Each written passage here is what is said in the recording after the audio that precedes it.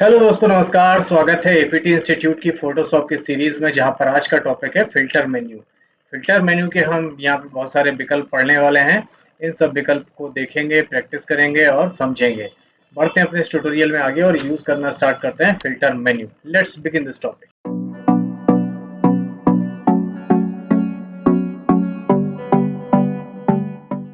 तो यहाँ पर फोटोशॉप पर आ गए हैं। फिल्टर मेन्यू के विकल्प यूज करेंगे। सबसे ज्यादा यूज होने वाली, सबसे इंटरेस्टिंग मेन्यू मानी जाती है फिल्टर मेन्यू। अब यहाँ पे पहला ऑप्शन है last filter. Control F shortcut की है, ये अभी डिसेबल है, क्योंकि लास्ट फिल्टर का मतलब होता है कि जो भी आपने लास्ट में फिल्टर लगाया है उसी को रिपीट करना।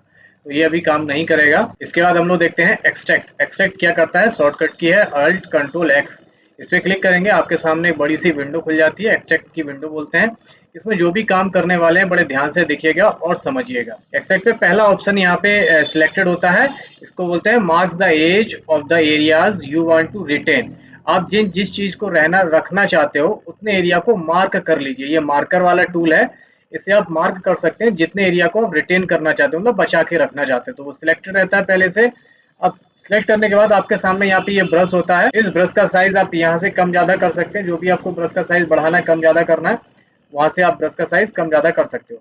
अब आपको क्या करना है, इस एरिया इमेज को जितना बचा के रखना है, बाकी का बैकग्राउंड आपको हटाना चाहते हो, तो आप उतना आपको यहाँ से सिलेक्ट इस तरीके से कर लेना है। इस तरीके से आप इतना इतना एरिया इसका सिलेक्ट कर लेंगे। जो भी आप इस इमेज का एरिया बचाना चाहते हो, जितना आप इमेज को सिलेक्ट करना चाहते हो, उतना आप एरिया आपने सिलेक्ट कर लिया।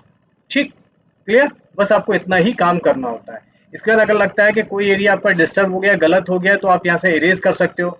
इरेज करके आप इस तरीके से, जैसे ये एरिया गलत हो गया तो इतना आपने इरेज कर दिया, और दोबारा से करना है तो दोबारा से आप सिलेक्ट करके फिर से आप यहाँ से इतना इस तरीके से आप सिलेक्ट कर सकते हो।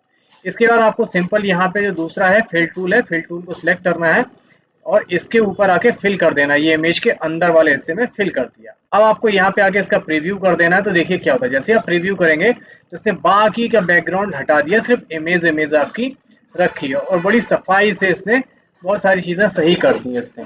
अब आपको यहाँ पे इस इमेज को अगर आप ओके कर देंगे तो वापस से आप अपनी फाइल में पहुंच जाएंगे।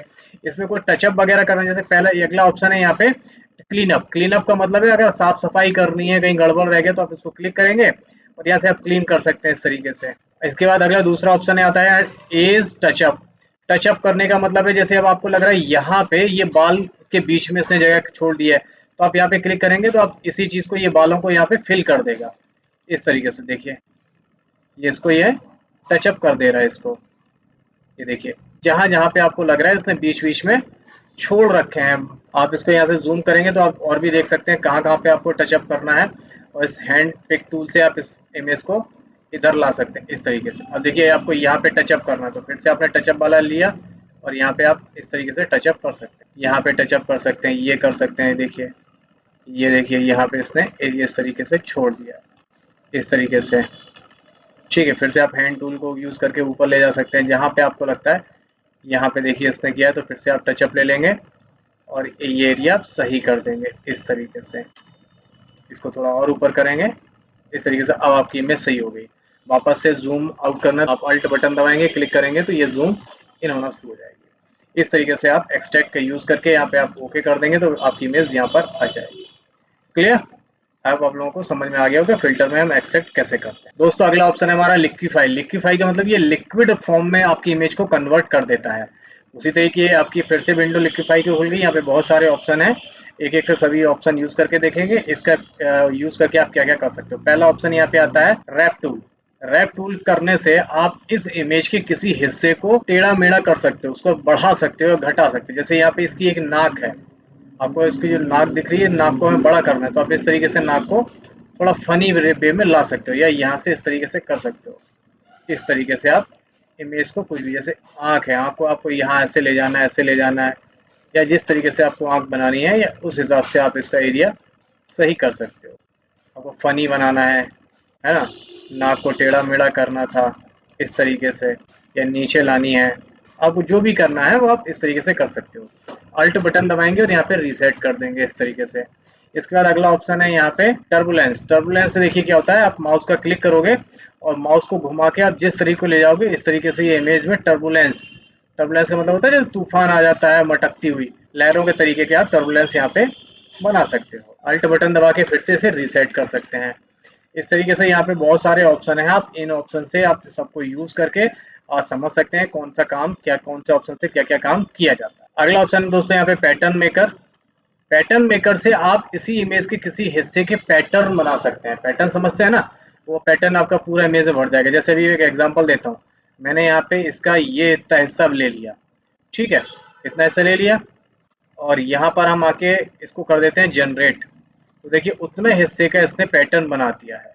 आप जनरेट अगेन करेंगे, आपको अच्छा नहीं लग रहा है तो दूसरी तरीके से पैटर्न बना देगा, फिर से आप इसी तरीके से पैटर्न बना सकते हैं, ठीक है। आप रीसेट करेंगे अल्ट बटन से, रीसेट हो जाएगा। अगर आपको पैटर्न जैसे मान चलते मुझे सिर्फ आंखों का पैटर्न बनाना था, तो हम यहाँ करेंगे और यहाँ जनरेट पर क्लिक कर देंगे, ये आंखों का पैटर्न बना दिया। अगर जनरेट अगेन करेंगे तो अलग तरीके से ये आंखें का पैटर्न बना के रख देगा आपके सामने। इस तरीके से आप पैटर्न बना सकते हो, ठीक है। वापस से इसको रीसेट करना है, अल्ट बटन के साथ रीसेट पे क्लिक करेंगे। इस तरीके से आप अपनी इमेज के पैटर्न भी बना सकते हो फिल्टर मेन्यू के पैटर्न मेकर विकल्प से। इसके बाद यहाँ पे अगला ऑप्शन है आर्टिस्टिक। आर्टिस्टिक का मतलब होता है कि आप अपनी इमेज में आर्टिस्टिक टाइप के इफेक्ट दे सकते हो। जो आर्टिस्टिक लोग होते हैं ना, जो आर्ट बनाते हैं, उनके तरीके के आप आर्ट में कन्वर्ट कर सकते हो अपनी इमेज को। जैसे पहला ऑप्शन है कलर्ड पेंसिल, तो आप अपनी इमेज को कलर जैसे पेंसिल से बनाई हुई इमेज में कन्वर्ट कर सकते हो। यहाँ पे आप इसे यहाँ से जूम 100% इसे कम कर दोगे तो इमेज पूरी दिखने लगी। अब यहाँ पे पेंसिल से बनी हुई इमेज है, वो भी कलर्ड, तो आप यहाँ से पेंसिल की लंबाई चौड़ाई कम ज्यादा कर सकते हो। यहाँ पे ये प्रेशर कम ज्यादा कर सकते हो, यहाँ पे पेपर की ब्राइटनेस कम ज्यादा कर सकते हो, है ना। इस तरीके से आप अपनी पेंसिल की इमेज, पेंसिल की विड्थ के हिसाब से अपनी सारी चीजें कम ज्यादा कर सकते हो, ठीक है। यहाँ पे ओके कर देंगे तो ये इमेज आपको पेंसिल से बनी हुई लगेगी, जैसे किसी ने कलर्ड पेंसिल से बनाई हुई है। कंट्रोल शिफ्ट जेड करेंगे, वापस आएंगे। अगला ऑप्शन है यहाँ पे आर्टिस्टिक में कटआउट। अगर आप कटआउट बनाना चाहते हैं तो यहाँ पे देखिए अभी इस तरीके की इमेज है। आप यहाँ से लेवल वगैरह, जैसे नंबर ऑफ लेवल 4 है, आप यहाँ से लेवल एडजस्ट कर सकते हो कितना चाहिए। यहाँ पे सिंप्लिसिटी, यहाँ पे फिडिलिटी, जो भी चेंज कम ज़्यादा करनी है इससे कर सकते हो। यहाँ पे ओके करेंगे तो ये इमेज आपकी कटआउट के रूप में दिखने लगेगी। देखिए यहाँ पे थोड़ा समय लगता है कन्वर्ट होने में, और यहाँ पे देखिए कन्वर्ट हो रही है। इस तरीके से अब ये कटआउट में बन गई, ठीक है। वापस से कंट्रोल शिफ्ट जेड करते हैं। अगला ऑप्शन देख लेते हैं फिल्टर में। आर्टिस्टिक के बाद आता है ड्राई ब्रश। ड्राई ब्रश पे करेंगे तो इस तरीके से आपकी इमेज इस तरीके से दिखेगी।